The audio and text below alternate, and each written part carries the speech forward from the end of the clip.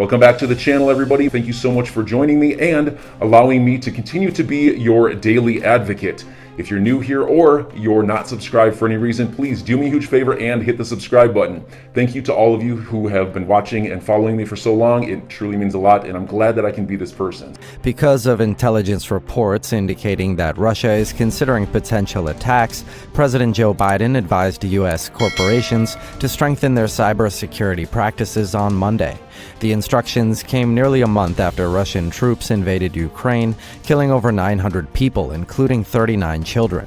I've previously warned about the possibility that Russia could engage in malicious cyber activity against the U.S., including in response to the unprecedented economic costs we've imposed on Russia, alongside our allies and partners, Trump said in a statement. It's a part of Russia's game plan. My administration is reiterating those warnings today, based on new intelligence that the Russian government is considering cyber attack options. Biden cited White House guidance on preventing cyber attacks, which advises using multi-factor authentication to prevent attackers from gaining access to systems quickly. Companies should also back up and encrypt data, update passwords, and keep devices up to date with the latest security fixes, according to the White House. To meet one of the defining threats of our time, we need everyone to do their part. Your vigilance and urgency today can prevent or mitigate attacks tomorrow, Biden said. At a press conference, Ann Neuberger, the U.S. Deputy National Security Advisor for Cyber and Emerging Technology, said, "We don't know if adversaries will attack critical infrastructure." Hundreds of companies were given classified briefings by the federal government last week. "There is some preparatory activity that we're seeing," Neuberger said, declining to name the industries that might be affected. HubSpot, a software company based in the United States, said it was attacked on Friday and that the attack was aimed at cryptocurrency users. The attacker was not identified by HubSpot. Guys, this week I came upon a very interesting website. See the link in the description below. It's called Stable Pool, and everyone who registers on their website until October 31st will receive up to $50 in crypto. It's a new platform, but during the first week, they received more than $80 million of investments. They also have a partnership with a Japanese exchange called TaoTaoX.com. When you go to their website, you can immediately claim the free $50. After that, you go to Top Up on the left side of the screen. Then at the right, you select a currency and enter the amount you want to deposit. After that, you are free to go and earn money. Note, I'm not a financial advisor, and investing is always at your own risk. Late last month, Microsoft announced that it was sharing cyber threat data with the U.S. government. Attacks on civilian and military targets in Ukraine had been observed by the company, but it had not been attributed to Russia or any other actor.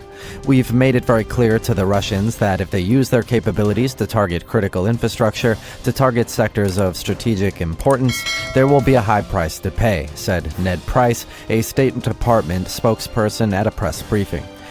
Furthermore, EU regulators have warned people to expect to lose all of their money if they invest in cryptocurrency. According to Brad Garlinghouse, 99% of cryptocurrencies will most likely go to zero. Consumers risk losing all of their money invested in crypto assets, according to a joint statement released yesterday by the European Union's securities, banking, and insurance watchdogs. This will not happen overnight, but there will be massive bloodshed in the crypto markets as soon as regulations begin to target Bitcoin and other digital currencies. That is, until there is clarity and regulation in the crypto space. Regulators are increasingly concerned that more people are buying 17,000 different crypto assets without fully understanding the risks, including Bitcoin and Ether, which account for 60% of the market. Consumers should be aware of the dangers of misleading advertisements, including those spread through social media and influencers. According to regulators, they should be especially wary of promises of quick and high returns, especially when it comes to deals that appear to be too good to be true. Furthermore, they stated that consumers should be aware that the energy consumption and environmental impact of some of these crypto assets are quite high. There are currently too many crypto assets, and the crypto ecosystem has seen a lot of unnecessary hype. There aren't many of these cryptos. Startups will be able to weather the storm. Historically, whenever a new market emerges that promises to solve a problem and meet customer needs, many people flock to it. Only digital assets that are focused on solving real problems for customers are likely to survive after this, and then there will be the remaining 1%. We have a pretty exciting tweet here from Chesty Puller's Ghost. Far from all of that. CBDCs will be bridged by XRP, he tweeted. The e-yuan, a CBDC, is already backed by gold, and central banks are required to have physical gold on hand to provide liquidity under Basel III. Still, there are three huge changes that could emerge from the Great Reset, he observes in a document. The first is that a new global currency regime would be an opportunity to devalue all major currencies in order to promote inflation and steal wealth from savers. Now we know why the vast majority of these countries are stockpiling gold like never before. So how likely is it that this will actually happen? We believe the chances of CBDCs being bridged by XRP are fairly high, as it is the only currency that will have received clarity, and it is also a fairly neutral currency. We have some more exciting news to share. G the Gray Fox on Twitter shared an article from CoinGape.com about how PayPal CEO Peter Thiel uses social media. Crypto and blockchain, he believes, will reform the financial system. Schulman discussed the future potential of blockchain and cryptocurrencies in the financial system of the future. It's interesting how he believes that the true value of cryptocurrencies lies in payments rather than in buying, selling, or predicting their price movements. Members of Congress from both sides of the political spectrum have called out Gary Gensler and the SEC's tactics in cracking down on crypto firms in the U.S., he told Cointelegraph. We even have proof from J.W. Verrett, who says on Twitter, "Last week, as my term on the SEC's advisory committee came to an end, I took the opportunity to give back." Chair Gensler has spoken out against his use of digital assets, and you can hear his response here. If we listen to the video that accompanied his tweet, we can see that he shared information with the SEC. My first effort is a digital asset regulation Genesis block proposal, which simply asks the SEC to open public comment on the unique issues that digital assets face. Verrett wants to join the fight for digital asset freedom that many people have been fighting for a long time, according to those who have been in this space for a while. Taking Verrett's approach would benefit both market participants and technology creators/innovators. There are issues in the space, but many have taken steps to make it safer and more trustworthy. Another thing that's clear from Gary Gensler's response is that he really needs to step down. Gary has done nothing but protect his special interests and his buddies, in our opinion. He has only served to harm and stifle American innovation.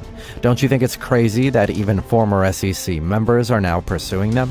This just goes to show that they're aware of all the dirt that the SEC has kept hidden behind closed doors. Why do 95% of traders lose money?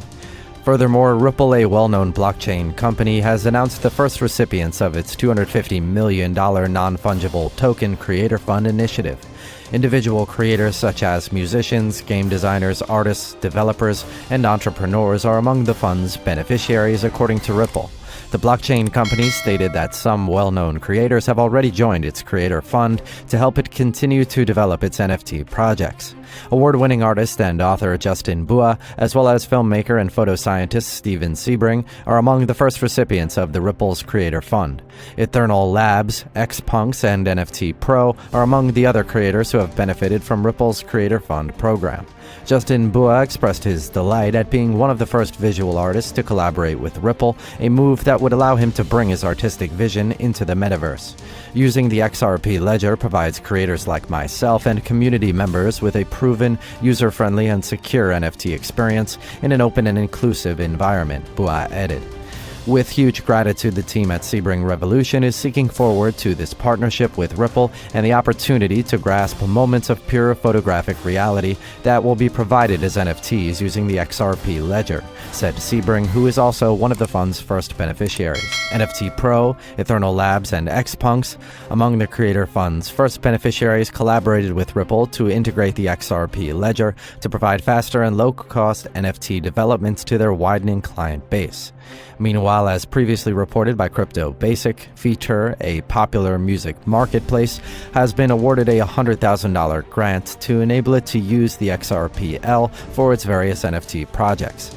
Last September, Ripple announced the $250 million Creator Fund, inviting creators of various NFT projects to apply for funding to help them advance their projects.